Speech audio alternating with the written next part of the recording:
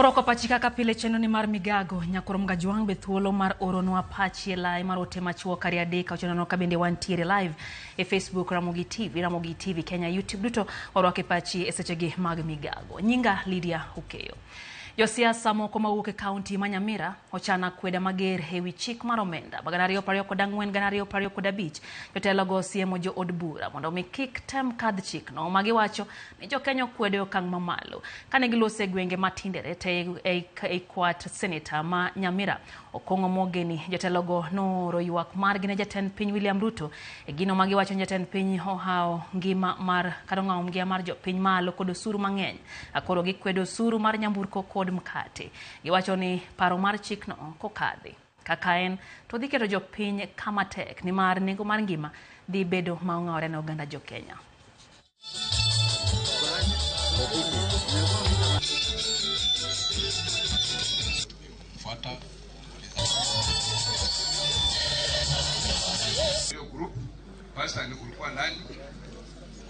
Three of us to speak. Home.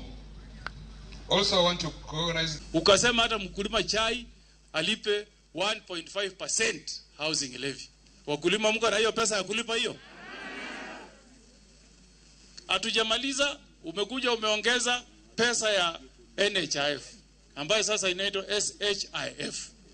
Na wananchi wakienda kwa hospitali kadi haitumiki. Ama nyinyi mnaona inatumika? Inatumika ama haitumiki? Sasa ni budget ya pili, hajafika hata ya tatu. Hii ni budget ya pili. Anasema mkate iongezewe 16%. That automatically hiyo mkate itaongeza pay. We are not going to stop taking bread because of you. We will not want to sell our cars because of you. Kila mjumbe wa kutoka Kisii na kutoka Nyamira tunaangalia mahali atakuwa wakati wa kupitisha finance bill hii ambayo inakuja mbele. Ni kitu kibaya sana kuweka serikali katika uongozi na hiyo serikali hije kunyanyasa watu. Ile bottom up serikali ilikuwa inasema mkate ni wa watu ambao ni wa bottom up. Tafadhali wale viongozi ambao wanawakilisha sisi huko bungeni tunasema finance bill chini. Si ndio? Finance bill wapi?